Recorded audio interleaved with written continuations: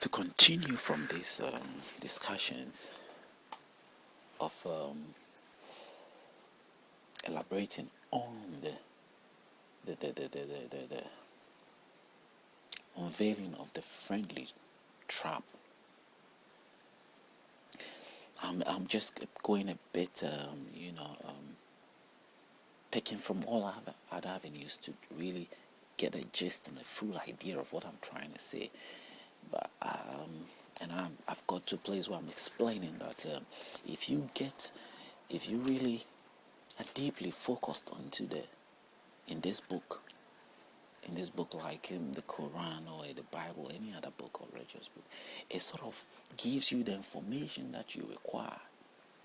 It gives you that the knowledge that you need to know to accept whatever you accept, it being true or not, because it's been written for a long period and so many advices, and just like any other, and words, the same words that has been used to express ourselves is also being used in this regard. So there isn't any advice that you cannot get from these books. There are a few probably you want, but most advices you will get from the book. So in that sense, you sort of you look at it on that regard, and in this regard, and realize that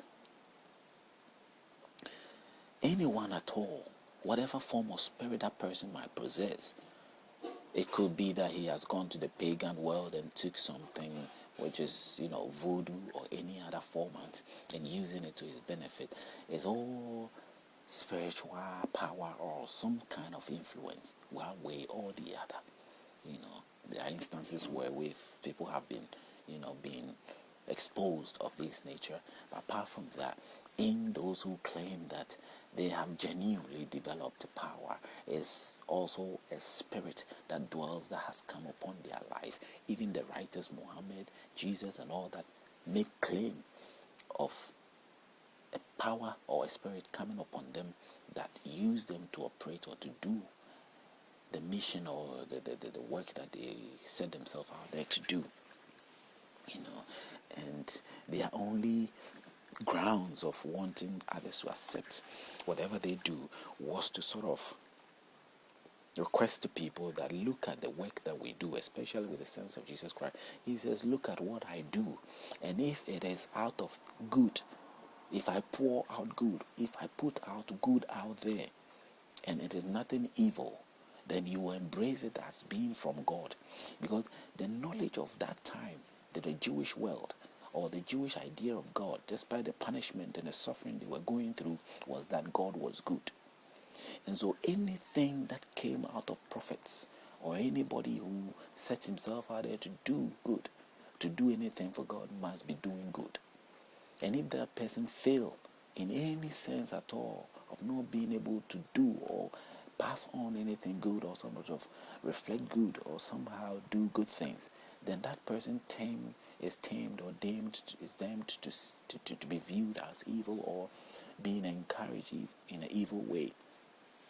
So he sort of had the confidence to tell the religious leaders, maybe leaders of a time, or the simple men, or any other people within the Jewish sect or outside of it, that he was coming from a good end, and everything that he had to put out there was good. He is reflecting the nature of a good God. I can even say that not today a single Christian group or Christianity sort of stand in his name or sort of do what he probably fully, in the character sense, in the little character that I read of him. If especially you read the Red Letter Bible, it talks only about him, the little information they've got of him, reflecting his character. Not even the Christians, to my view, really have followed through or sort of become followers of what he truly stood for. Rather, we become followers in his name, but have transformed, or has sort of reinterpreted or translated his words, his character, to a format that we feel that currently can be embraced because we are in a new generation. Those times were old times and these times are new times.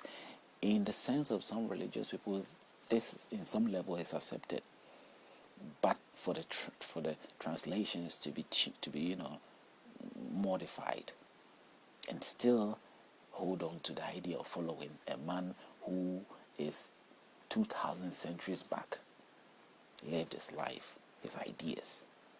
And the same thing with the Islamic world. Somebody who was centuries back, old person who probably at that time, if living today, gadgets like a phone or gadgets like a car or whatever, like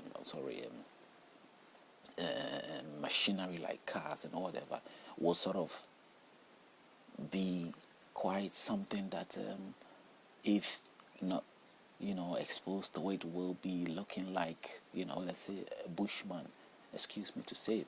But the world has progressed so much with all these things, and even though we claim to be advanced, we claim to sort of hold on to that old and primitive mentality or idea of approach of life. Why?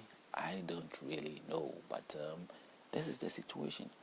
In some level, it's being embraced, but in some level, some things are not embraced. That is what I keep saying to myself and to others, that that proves to us that we disobey the words when it doesn't suit us, and we obey the words when it suits us.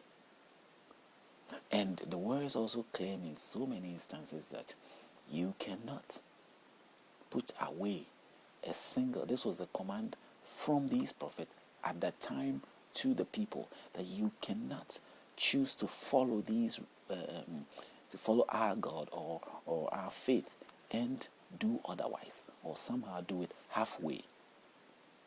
You need to follow it into details. Not a single thing can be put off. In the sense of Christianity, we have a strong base of commandment in the Bible, which is the basic one regarding the 10 commandments in the Old Testament. When it comes to that, other people or other individuals will sort of explain to you that those things are old, in the sense that it was the Old Testament, and that was the main why Christ came to sort of change that. But there are words in the Christ teachings which tells you to follow the commandment and not to disobey it. He says, I came to fulfill the commandment, not to destroy it. His work of the New Testament is not meant to destroy the old one, but rather to implement it, into fulfill it, into making sure that it is accomplished, it is done. That is in your life. And he who, on the New Testament, Jesus Christ, that presumably who we accept as being the leader of the said group, fulfilled it. And in his death, he says, it is done. When he said it is done, there is an interpretation from others who will say that the work that he came to do, it is done. That his death to sort of save the human life was what was done. But to my view, that was why he rose from it, that he was facing his own judgment.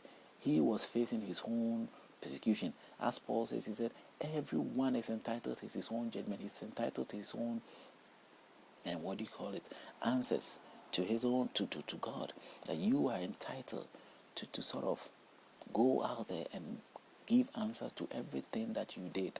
And the same way with him as a prophet, his work was done. He fulfilled the prophecy. He fulfilled his work. He fulfilled the 10 commandments. He fulfilled everything and did his explanation, and to the satisfactory, that to prove that it can be done.